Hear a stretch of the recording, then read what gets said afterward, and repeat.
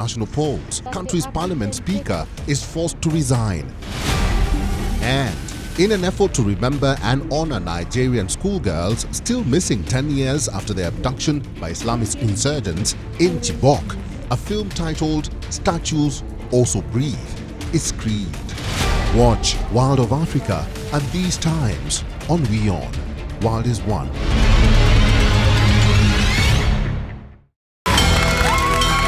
From the bustling trading floors of Wall Street to the vibrant exchanges of Asian stock markets, WION breaks it down for you to make sense of what's happening, as we reveal the key factors behind events, strategic battles, and the game-changing business decisions that shape the world. We bring you all of this and more on World Business Watch.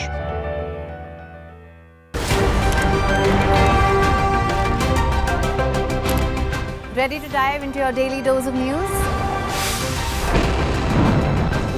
Bringing you what's trending in the West and all that's setting trends in the East. And all of this served up with a side of insightful banter. We don't just bring you the latest stories. We bring you your talking points for the day. And while you do that, from the busy streets of New York, I will provide you with deeper insights on the developments through the course of the day in the U.S. And I will be here at the WION headquarters, getting you all the action from the universe of sport. All that you need to know about your favorite teams and players, right here. The show that keeps you ahead of the global curve. A conversation you'd want to be a part of. A place where news becomes an engaging exchange. We bring you stories that impact your present. This is World DNA. Join the conversation.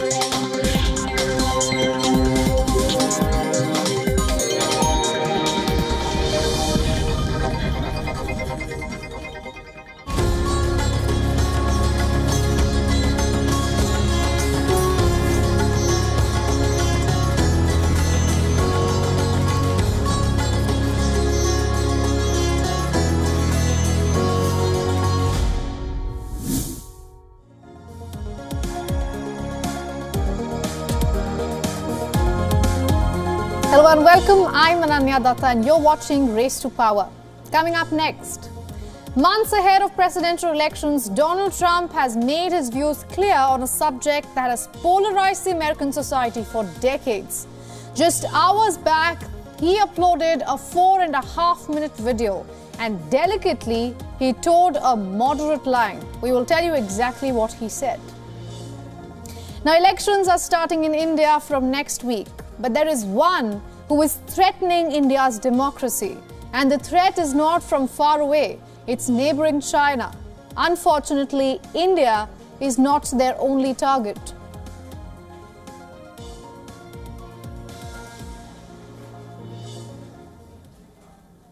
As elections draw near, policies and promises are the talk of the town in the United States. But one hot-button provision that will be deciding factors in the upcoming polls would be abortion. Former President Donald Trump has finally spoken out on the issue after months of mixed messages and speculations. Trump says that he believes it's best that any stance on abortion rights be left to the states. He stayed away from talk of a nationwide ban or laying out a timeline for when he believes abortion should be banned. The announcement came on the former US President's social media account, Truth Social.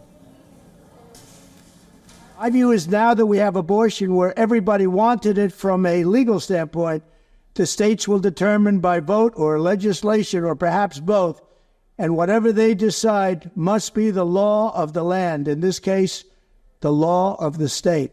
Many states will be different. Many will have a different number of weeks, or some will have more conservative than others, and that's what they will be. At the end of the day, this is all about the will of the people. You must follow your heart or, in many cases, your religion or your faith. Previously, Trump had said that his policy will have exceptions to the abortion ban in cases of rape, incest, and situations where life of the mother is in danger. Like President Ronald Reagan before me, I support the 3 exceptions for rape, incest, and the life of the mother. Several times in the past, Donald Trump has argued that it is necessary for the Republicans to adopt a relatively more moderate position on abortion to win in the November elections. And it is key for the party because incumbent Joe Biden is leading the Democrats' campaign on abortion rights. The Republican camp supports a pro-life approach and favors banning abortion nationwide as opposed to being pro-choice and allowing women to independently decide what they choose to do with their bodies. To remind our viewers, back in 2022, the big abortion debate made headlines when the United States Supreme Court struck down a Roe v. Wade, which was 50 years old constitutional protection for abortion rights in the country. The top court has since made abortion a state subject, allowing individual state powers to decide on the provisions and the exceptions. The decision triggered massive protests across the United States and has, in the past 2 years, fueled political mileage for both parties in the upcoming electoral mandate.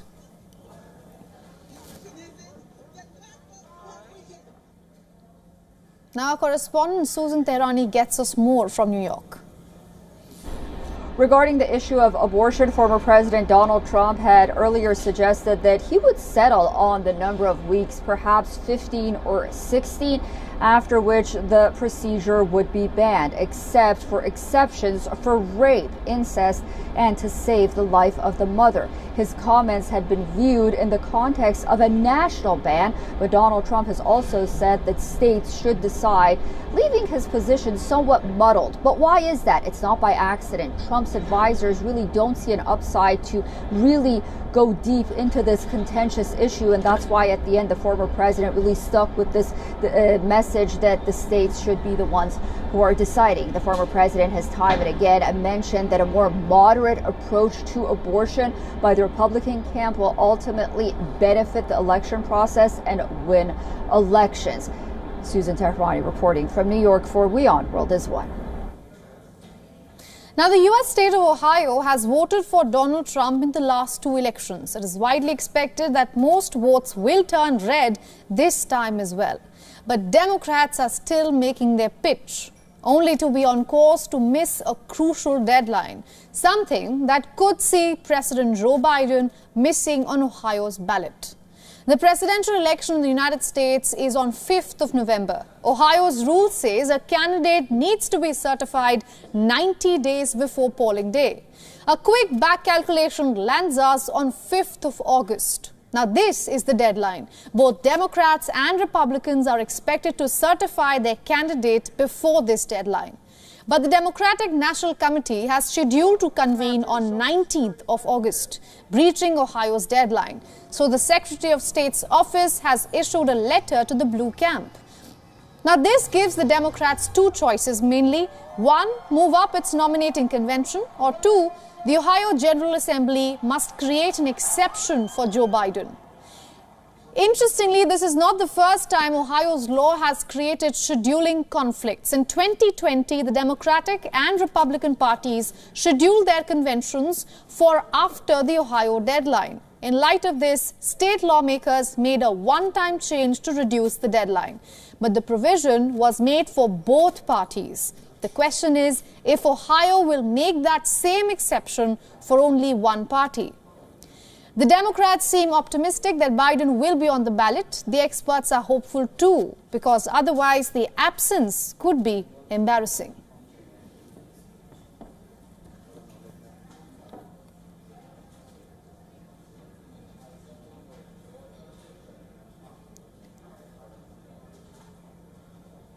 Now, the United Kingdom's Conservative Party is battling widespread ridicule for a campaign poster. The social media post, which among other mentions featured King Charles, warplanes and England's football team, and hastily was deleted. Let's talk about this controversy in detail. The campaign material was posted on social media X. This was done on Thursday and was met with instant mockery. It included the boast that Britain is the second most powerful country in the world. The claim was based upon a 2024 Brand Finance Soft Power Index, which claimed that the UK has retained second place behind the US. However, in an apparent misunderstanding of the term soft power, the poster illustrated this point with pictures of fighter jets. The poster depicted the F-35 aircraft made by the US firm Lockheed Martin. Around 15% of each aircraft is reportedly made in the UK.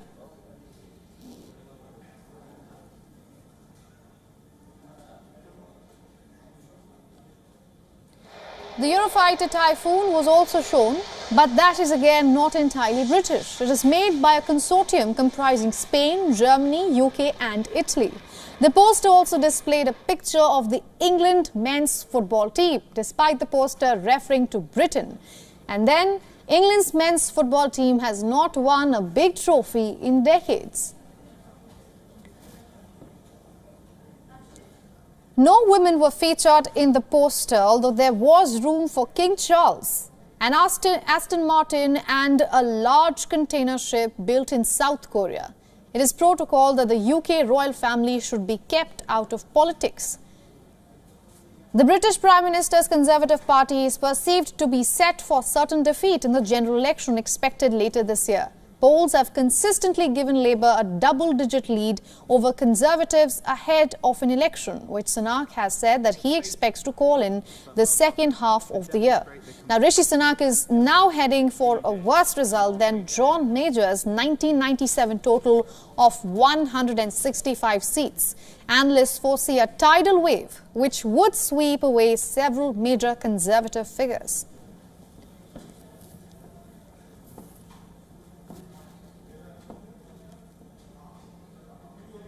Tech and software giant Microsoft has warned that China is gearing up to disrupt the upcoming Indian general elections. The warning comes after China conducted a trial run during January 13th Taiwan presidential elections, employing artificial intelligence to influence the outcome. According to Microsoft, China can also disrupt elections in the United States and South Korea by using artificial intelligence-generated content. Microsoft's threat intelligence team says Chinese and North Korean state-backed cyber groups are expected to target several elections this year. Microsoft said China will likely deploy AI-generated content via social media to sway public opinion in favor of their interests during these elections. At least 64 countries, in addition to the European Union, are going to polls this year. Now, these countries collectively account for half of the global population. While the immediate impact of AI-generated content remains relatively low, Microsoft warned that China's increasing experimentations with this technology could potentially become more effective this year. The tech giant said that China's attempt to influence Taiwan's elections involved the dissemination of AI-generated disinformation. During the Taiwanese election, a Beijing-backed group known as Storm 1376 was notably active. Now, this group circulated AI-generated content, including fake audio endorsements and memes, to discredit some candidates and influence voter perceptions.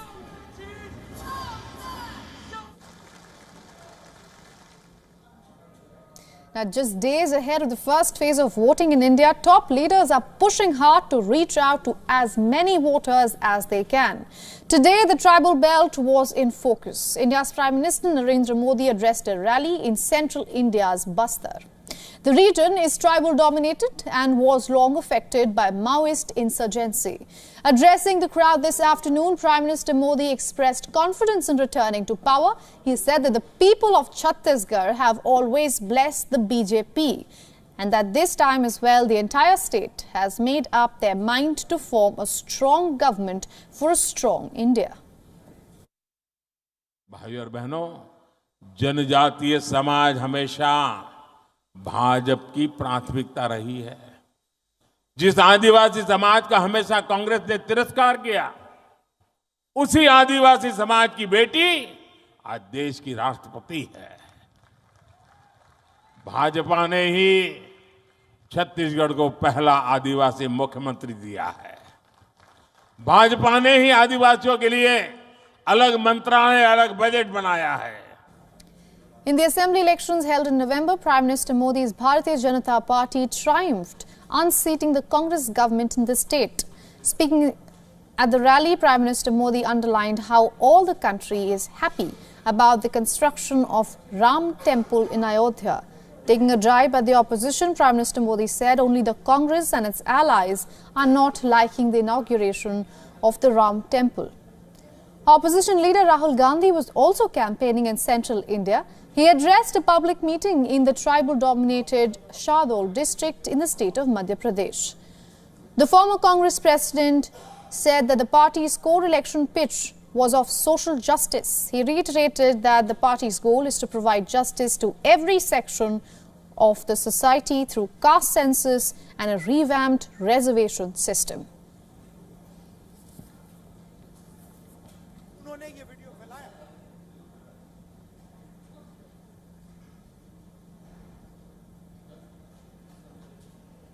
If you can't beat them, join them. That's the approach Europe's politicians are taking ahead of the European Parliament elections in June this year. Hundreds of MPs are hopping onto the social media bandwagon, and the platform at the center of all political campaign is, of course, TikTok. Now, mainstream politicians are now joining TikTok to woo the young voters and are using short 60-second clips to sound off their political buggle. Seems to be a common theme across European countries this election season. But what has triggered this change is that voters as young as 16 and 17-year-olds will also be casting their ballot this time. And if there's one common space that this age group can easily be found on, is TikTok. In this European elections, for the first time, young people under 18, young people who are 16 and 17 are eligible to vote. That is why TikTok become a main platform, a major platform to reach the young votership, because they use TikTok. Around 2/3 of the young people between 14 and 19 are using TikTok in Germany. So it will become an important instrument to use voters and to fight for votes in these European elections. Many first-time voters are embracing this approach by political parties who are trying to fight competition from fringe and regional parties that have built their campaign on social media. I think that it will also prove its worth. I think the party that ends up being the most active on social media in the coming years will probably draw positive conclusions from this and probably also win over many new voters. But not all young ones are thrilled at the idea of political influence overtaking social media spaces. Some feel that children their age very easily get influenced. An influx of election content on TikTok is not good for the social media platform. Meanwhile, the European Union is expected to issue guidelines for platforms such as TikTok and X, formerly known as Twitter, in order to mitigate misinformation and other such risks during elections. With European Parliament elections just 2 months away, concerns over misleading AI-generated content have also escalated. Willkommen dann zum Bericht von Frau Kollegin Aubry betreffend den Antrag auf Aufhebung der Immunität. Mexico's race to power is heating up. Sunday witnessed a rather fiery debate between presidential candidates, officially kicking off election fever in the country. Ahead of the June polls, the country televised the first presidential debate of the season, with 3 candidates going head-to-head and at times not holding back on personal attacks. First of all, I would like to congratulate the Mexican diplomatic corps in Ecuador, who have just returned. Would like to congratulate them for their bravery. The truth is, you are cold and heartless. I would call you the ice lady because I can't understand how you don't even dare to turn around.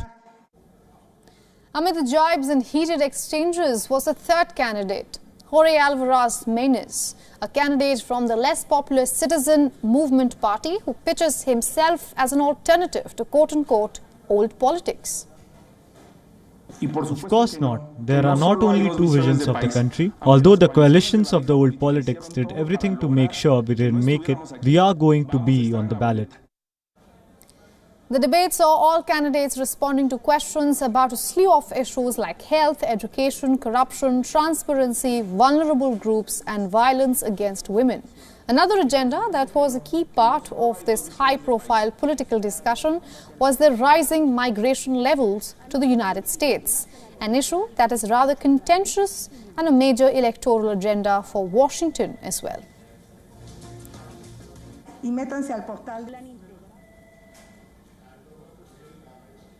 Now, South Korea's parliamentary election could lead to the emergence of a third party playing the kingmaker. The two major parties have been scaling up their campaigns ahead of the vote, and it looks like the race is tightening between the two.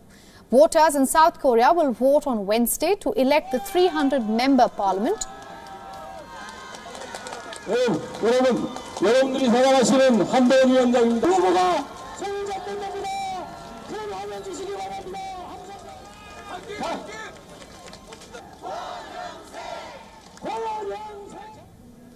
President Yoon Suk-yeol's ruling People Power Party, or PPP as it's known, faces an uphill battle as the majority is now held by the opposition Democratic Party. As a sovereign of democratic country, it's time to judge the Yoon Suk-yeol's administration, which has ruined the country and betrayed the people, holding the Yoon Suk-yeol administration accountable. For it is the beginning of restoring the public of Korea and rebuilding the livelihoods of the people. Earlier this year, as the two main parties focused on the election campaigns, a smaller outfit, the Rebuilding Korea Party, was launched by former Justice Minister Cho Kuk. It could play a potential spoiler to chances of either of the two major parties securing a majority. It's quite plausible to see the voters who became fed up with the major two parties now supporting Cho Kuk's The Rebuilding Korea Party as a third option. If Cho's party gains a significant number of votes in this parliamentary election, it indicates that there are many voters who harbor a grievance and distrust towards the major two parties.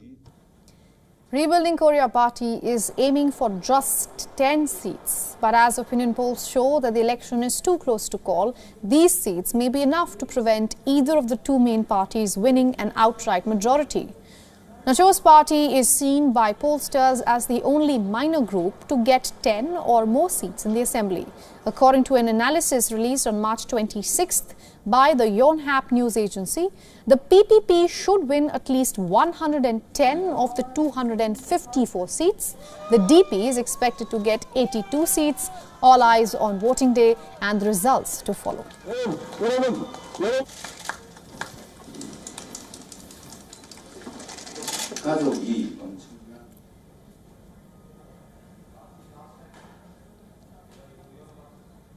Now, Hungarian Prime Minister Viktor Orban's domestic political troubles seem to be growing by the day. A rising challenger to Orban, former insider Peter Magyar, has turned up the offensive. Tens of thousands of Magyar supporters were out on the streets of Budapest on Saturday. It's the latest in a series of protests against Orban's right-wing nationalist government.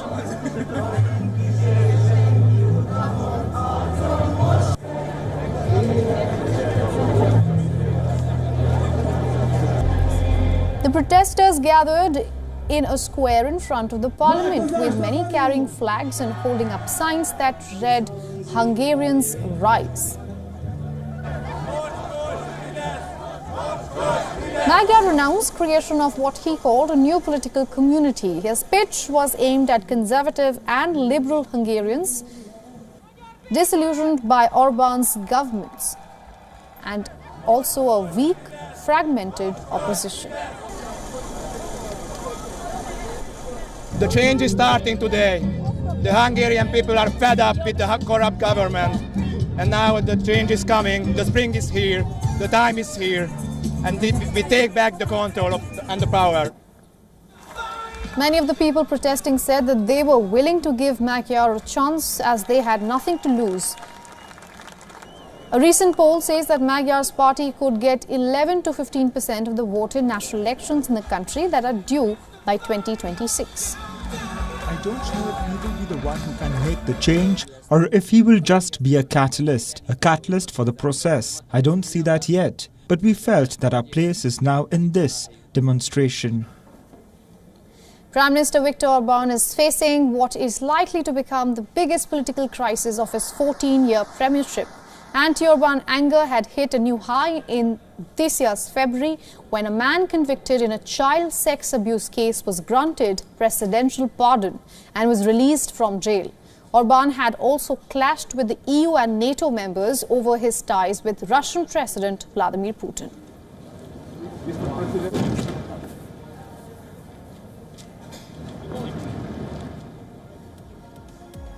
And with that, we are wrapping up this edition of Race to Power. Thanks for watching with me, Ananya Datta. Goodbye.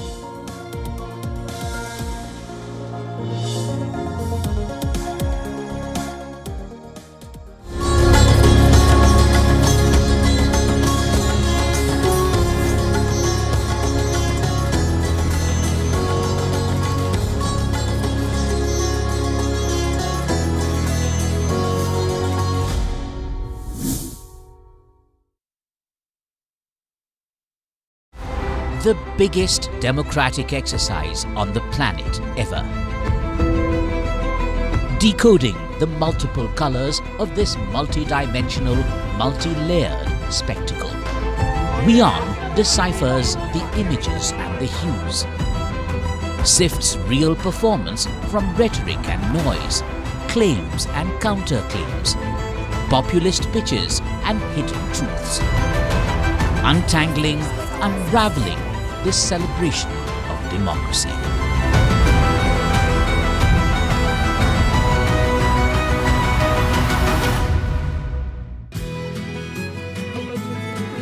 Це буде ось так,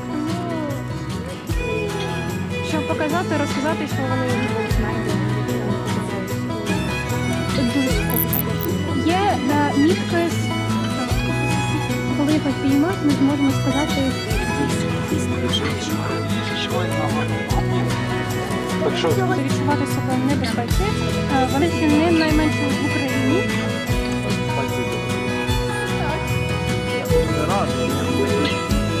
Будь ласка, почему всі? Ні,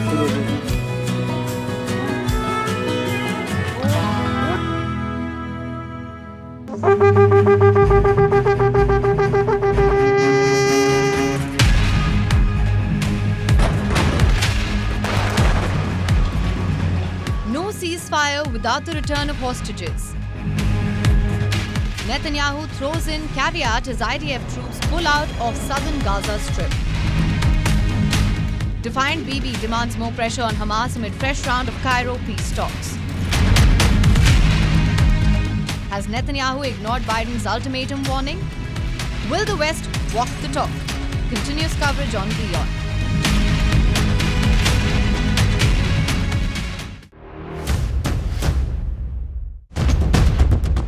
Economic turmoil and global unrest have cast a shadow over President Joe Biden's approval ratings.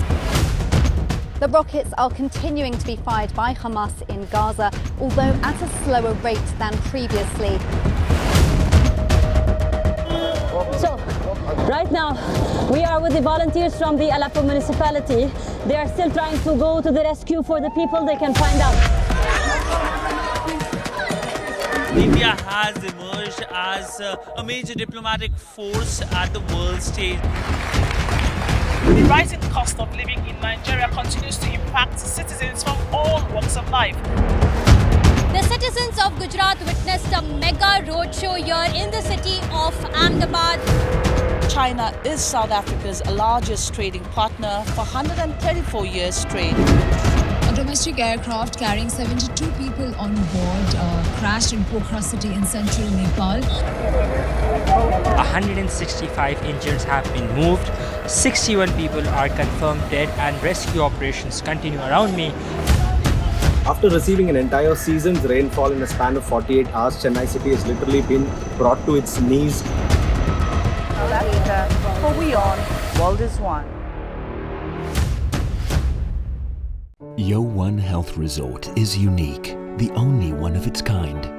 Experience the 4 paths of natural wellness: yoga, Ayurveda, acupuncture, and naturopathy. Each uniquely customized program improves the whole person to make every person whole.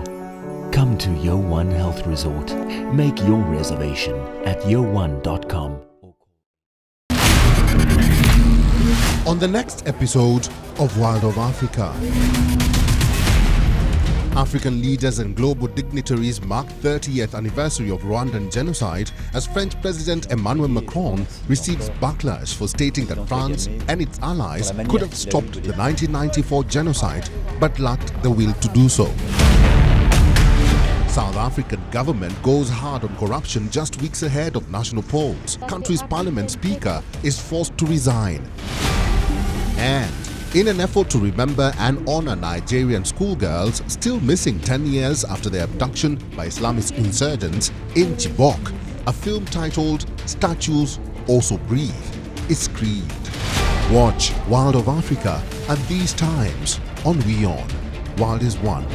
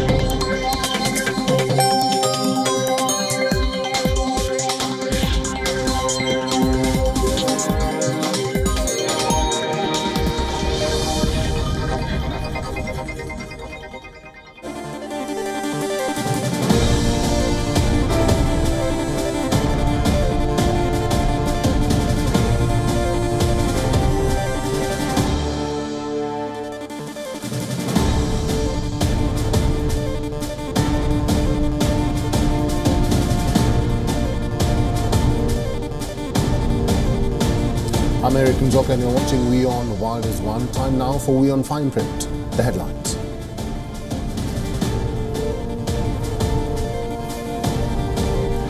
Russia says Ukraine endangered European nuclear security.